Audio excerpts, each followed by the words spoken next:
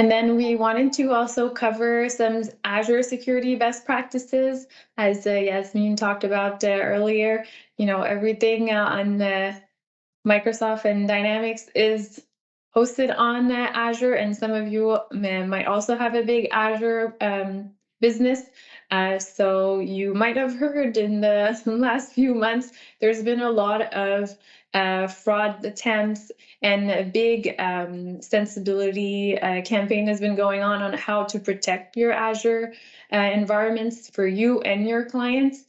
So we just wanted to share with you the 5 best practices on how to make sure that your Azure account is secure. And those are really easy, simple steps that can prevent a lot of harm. So we do recommend that you look at these, even for yourselves, for your own business, make sure that you're protected, and then also pass along that information with your clients to make sure that they're also in a secure environment when it comes to their Azure, so that you can all avoid very unfortunate situations. So how to tackle this? Really simple. First one is MFA, multi-factor authentication. If it's not enabled on your account, make sure you turn it on. In the world we live on now, I think everything has MFA nowadays. It's really become the norm, just to have multi-factor authentications. It's really a simple turn it on your account, and that's it. And it can prevent a lot of issues. So that's the really number one easiest thing to do. Then the second item is to review your admin accounts.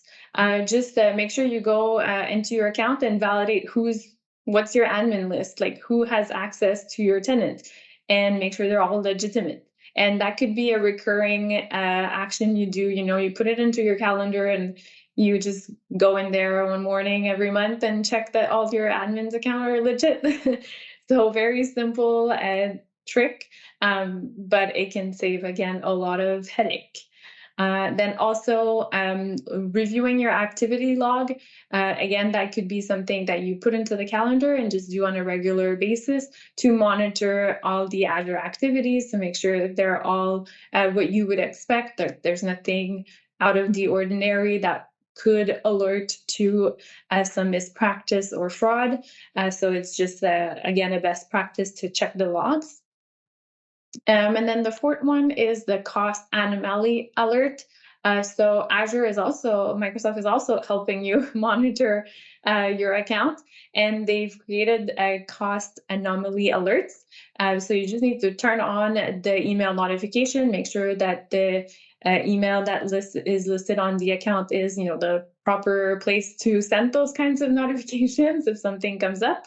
And then Microsoft monitors your account to see if they can pick up something that's out of your typical cost structure. They will alert you. So it could be sometime just a warning that is, oh yeah, it's something that I expected, that it's out of the ordinary, but I knew about it. Or no, that could be a fraud, let me investigate. So it's a good way to pick things early before there's too much damage. And then the last one is to create a budget to proactively manage and monitor your Azure spend.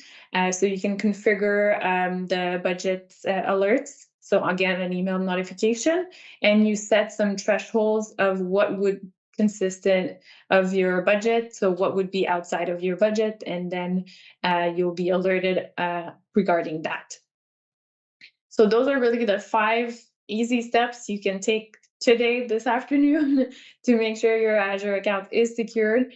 And please share this with your clients also. Make sure that whenever you do a project, implement Azure for a new client, that you share these tricks, or just turn it all on automatically when you set them up, so that you're sure that everybody is secure. And if you have any more questions on this, I put a link here to a document that we've created on how to set up all of these, so you can follow the step-by-steps. And then if you have any questions, we have some Azure experts on our team, so you can just reach out to myself or Colin or to your rep, and we can put you in contact with the right people to help you make sure you're all set with your Azure account.